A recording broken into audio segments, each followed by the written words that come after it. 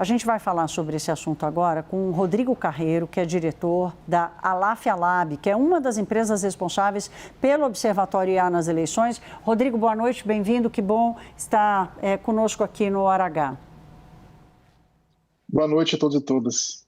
Rodrigo, é muito impressionante a velocidade com que esses perfis cresceram, a intensidade com que eles se disseminam e a gente assistindo a isso sem entender como controlar esse fenômeno. Qual é a percepção de vocês de como lidar com esses perfis?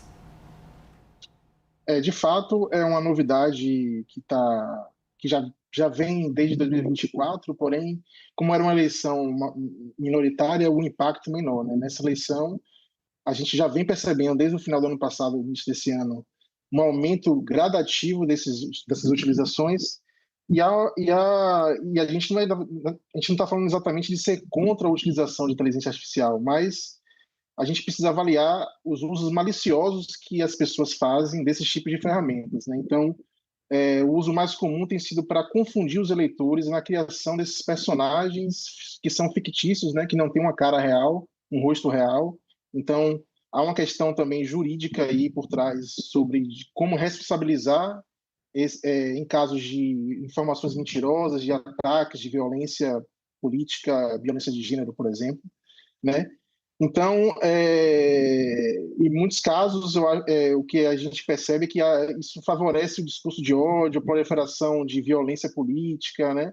É um conteúdo desinformativo que pode ser massivamente compartilhado, né? Porque a gente está vivendo, como eu falei, a moda das inteligências artificiais e as pessoas estão consumindo muito esse tipo de conteúdo, maliciosos ou não, mas como esse assunto está em voga na sociedade, esse conteúdo, quando é utilizado, quando essas ferramentas são utilizadas, tende a ter uma capacidade de compartilhamento e viralização muito grande.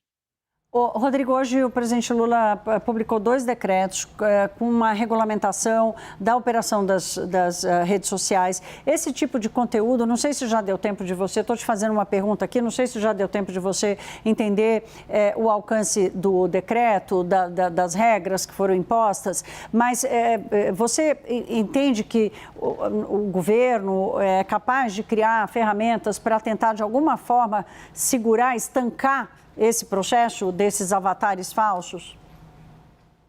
Sim, eu acredito que tanto esses decretos de hoje, na verdade vão ser publicados amanhã, quanto as resoluções do TSE, são importantes porque o governo e o TSE têm feito uma avaliação, na minha visão positiva, de atacar funcionalidades e comportamentos que podem ser potencialmente maliciosos, e não exatamente o conteúdo, né? Então, não são legislações ou regulamentações que atacam conteúdos especificamente, mas comportamentos maliciosos, comportamentos que podem ser compreendidos como maliciosos e que, no fim das contas, podem atacar a democracia.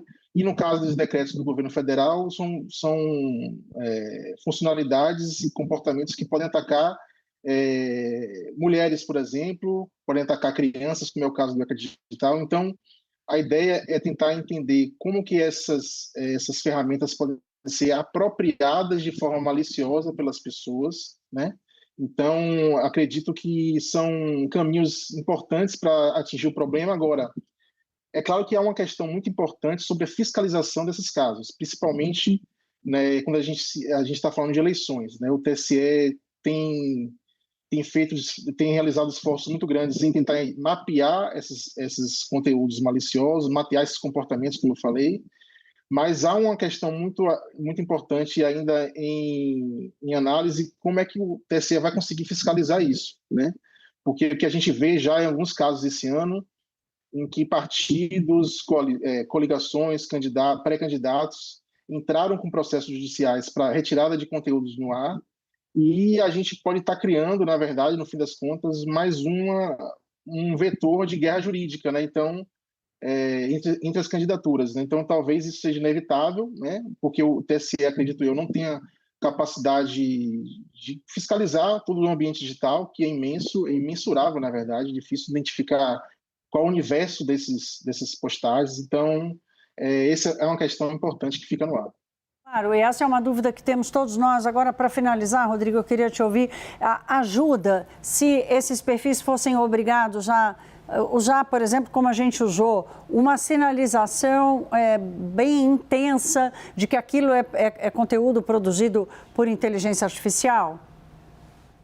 Ajuda sim, é um caminho interessante. As resoluções do TSE publicadas há 2 meses já indicam isso, a obrigatoriedade de partidos e toda sorte de campanha oficial que os candidatos vão fazer.